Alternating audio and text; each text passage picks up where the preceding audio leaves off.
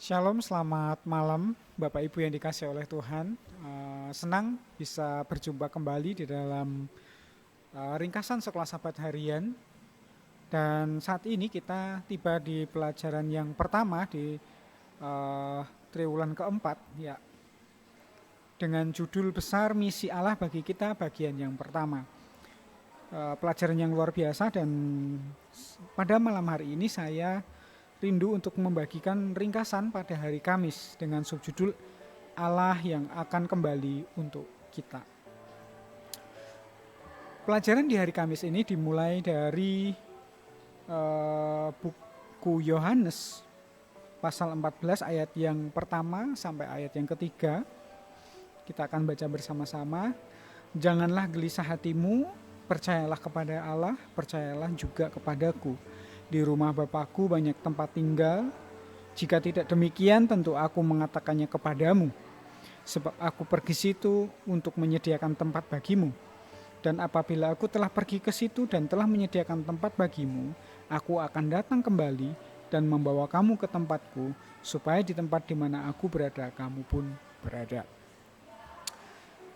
Dari 3 ayat yang telah kita baca tadi, ada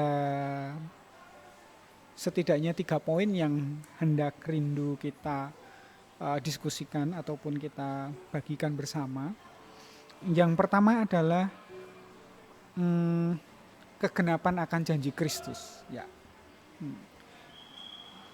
salah satu janji Kristus yang cukup besar atau cukup terkenal, ya, memiliki pengharapan yang luar biasa di dalam buku Injil, terdapat dalam kitab ini. Ya, tadi sudah disebutkan bahwa dikatakan bahwa aku akan datang kembali dan membawa kamu ke tempatku, supaya di tempat di mana aku berada, kamu pun berada.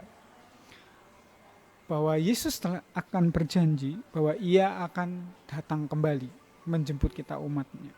Dan sementara sebelum dia kembali untuk yang kedua kali, dia telah menyediakan tempat. Sehingga di mana suatu hari nanti kelak, di mana ketika kita dijemput kembali, kita memiliki tempat. Dan disitulah Allah rindu untuk bersama-sama dengan kita. Kemudian poin yang kedua adalah apakah janji tersebut, ya, telah dipenuhi? Jawabannya adalah ya. Kita bisa baca di dalam buku Wahyu pasal 21 ayat yang ketiga, dikatakan, lihatlah kemah Allah ada di tengah-tengah manusia, dan ia akan diam bersama-sama dengan mereka. Mereka akan menjadi umatnya dan ia akan menjadi Allah mereka. Ini menjadi satu pengharapan buat kita dan juga menjadi satu kerinduan bagi Tuhan akan kita sebagai umatnya. Allah rindu supaya kita bisa tinggal bersama-sama dengan dia di dalam satu kekekalan. Tidak ada rasa sakit, tidak ada kematian, tetapi satu hubungan yang erat yang tidak akan pernah terpisahkan, ya, di dalam satu kekekalan. Allah rindu bersama-sama dengan kita. Kita akan menjadi umatnya dan Allah adalah yang menjadi Tuhan kita. Itulah cita-cita terbesar, kerinduan yang Allah rindu supaya kita sebagai umatnya dapat rasakan. Dan dari gambaran ini kita bisa melihat bahwa poin yang ketiga adalah tentang kita bisa melihat karya penebusan, ya. Jadi penebusan tidak hanya sekedar membayar dosa dengan kematian Yesus di kayu salib, tetapi Tuhan juga rindu untuk memulihkan kita. Bukan hanya sekedar memulihkan, ketika kita betul-betul dipulihkan dan dimuliakan, Allah rindu tetap tinggal bersama-sama dengan kita. Ini adalah satu pengharapan yang luar biasa buat kita di tengah kehidupan kita yang mungkin fana, ya. Di saat kita tidak bisa berharap kepada siapapun, ya, kita tidak bisa percaya kepada siapapun, kita tidak bisa mengeluh kepada siapapun, kita masih memiliki Tuhan yang berjanji akan selalu bersama-sama dengan kita. Walaupun mungkin kita tidak terlihat secara mata sampai pada saat ini, tapi kita melalui mata iman kita dapat melihat bahwa Tuhan ada bersama-sama dengan kita. Dan puncaknya nanti kegenapan waktunya, bahwa betul kita akan tinggal bersama-sama dengan Dia di dalam kekekalan di dalam kerajaan surga yang tidak terbatas. Biarlah ini boleh menjadi satu pengharapan bagi kita sebagai umat-umat Tuhan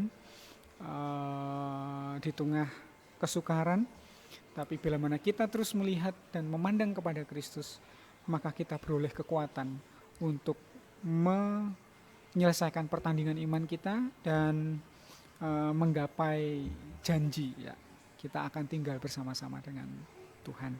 Puji Tuhan, karya Tuhan yang luar biasa untuk hidup kita. Biarlah itu menjadi satu kesaksian dan kemuliaan bagi nama Tuhan. Sekian, terima kasih, Tuhan memberkati.